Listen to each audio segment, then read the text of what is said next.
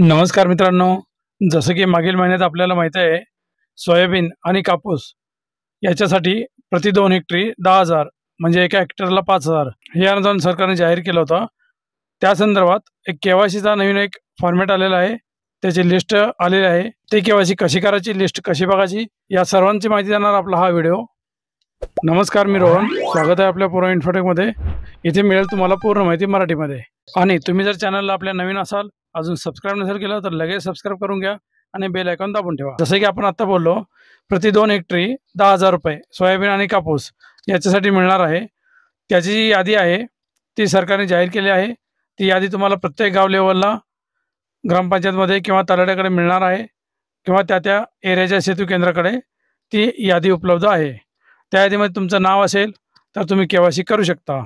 आणि ज्यांचं नाव PM किसान याच्यामध्ये ऑलरेडी आहे, जे त्याचा लाभ घेतात दर वर्षाला 6,000 रुपये, प्रति 4 महिन्याला 2,000 याप्रमाणे 6,000 रुपये जर लाभ घेत असतील, त्यामुळे त्यांनी टेन्शन घ्यायचं नाही, त्यांनी केवायसी करायची गरज नाही आहे।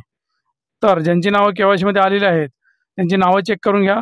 जरी तुम्ही नावं नाही चेक केली तरी देखील तुम्ही या वेबसाईटला व्हिजिट करून फक्त आधार नंबर टाकून माहिती घेऊ शकता तुमचं नाव आहे का नाही। जर नाव नसेल तर तिथे एरर येतो, आधार नंबर डज नॉट एक्झिस्ट, म्हणजे तुमचं नाव यादीमध्ये नाही आहे। जर नाव असेल तर प्रोसेस पुढे जाईल। ती केवायसी कशी करायची याच्याबद्दल आपण पूर्ण माहिती घेऊयात।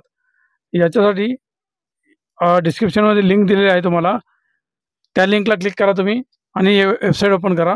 त्या वेबसाईटला क्लिक केल्यानंतर तुम्हाला अशा प्रकारचं एक इंटरफेस दिसेल, ज्याच्यामध्ये तुम्हाला लॉग इन आणि डिस्बर्समेंट स्टेटस असे 2 ऑप्शन दिसतील।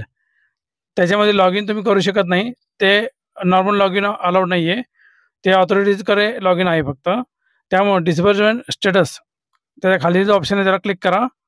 त्याला क्लिक केल्यानंतर लगेच आधार नंबर टाकण्याची एक विंडो ओपन होईल, त्याच्यामध्ये तुमचा आधार नंबर टाकून घ्या।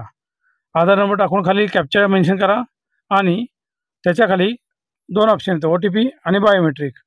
जर तुमचा आधारला मोबाईल लिंक असेल तर OTP ऑप्शनला तुम्ही क्लिक करू शकता, आणि बायोमेट्रिक जर असेल तर तुमच्याकडे डिव्हाइस पाहिजे। जे की नसेल तर जवळच्या CSC सेंटर किंवा माय सेवा केंद्रामध्ये जाऊन तुम्ही बायोमेट्रिकने केवायसी करू शकता। जर तुमचा मोबाईल लिंक असेल तर OTP या ऑप्शनला क्लिक करा आणि सेंड OTP या बटनाला क्लिक करा। त्याच्यानंतर पुढील 10 सेकंदात तुमच्या आधारला जो नंबर लिंक आहे त्याच्यावर OTP येईल। तुम्हाला आलेला OTP खालील बॉक्समध्ये एंटर करा आणि एंटर झाल्यानंतर प्रोसेस करा। प्रोसेस झाल्यानंतर OTP जर मॅच झाला, तुमचं नाव सिस्टीममध्ये असेल तर तुमची केवायसी सक्सेसफुली होईल।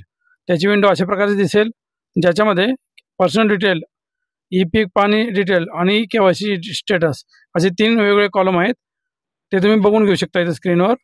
याच्यामध्ये पर्सनल डिटेल याच्यामध्ये तुमचं नाव, तुमची डेट ऑफ बर्थ आणि जेंडर हे बेसिक माहिती आहे।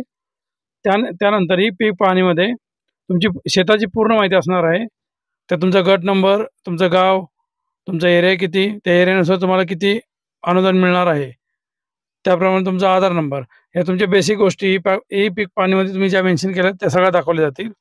आणि ई केवायसी स्टेटसमध्ये ई केवायसी कोणी केली, स्वतः केली का CSC सेंटरकडून केलेली आहे। सबमिट डेट म्हणजे तुमची डेट कधी तुम्ही सबमिट केली केवायसी, आत्ताची डेट तुम्ही जेव्हा कराल, आणि त्याचा मोड काय होता। आता इथे OTP दिसतो तुम्हाला, म्हणजे OTP थ्रू तुम्ही केवायसी केली असा अर्थ त्याचा अर्थ होतो। तुम्ही जर बायोमेट्रिक हा ऑप्शन घेतला असेल त्या ठिकाणी OTPच्या ठिकाणी बायोमेट्रिक येईल, आणि हे सगळं झाल्यानंतर तुमची केवायसी सक्सेसफुली झालेली आहे। याची जी काय अमाऊंट असणार आहे ती तुमच्या DBT अकाउंट म्हणजे आधारला जे सेडिंग असेल अकाउंट त्याच्यावर येणार आहे अमाऊंट। तर ही होती सोयाबीन आणि कापूस याच्यासाठी 10,000 रुपये अनुदान जे मिळणार आहे त्याची केवायसीची माहिती। तुम्हाला माहिती आवडली असल्यास तुम्ही लाईक करू शकता, मित्रांसोबत शेअर करा, आणि तुम्हाला काही शंका असल्यास कमेंट करू शकता। आणि चॅनलला तुम्ही अजून सबस्क्राईब नसेल केलं तर लगेच सबस्क्राईब करा आणि बेल आयकॉन दाबून ठेवा, म्हणजे अशाच वेगवेगळ्या माहिती तुमच्याजवळ सर्वात आधी पोहोचतील।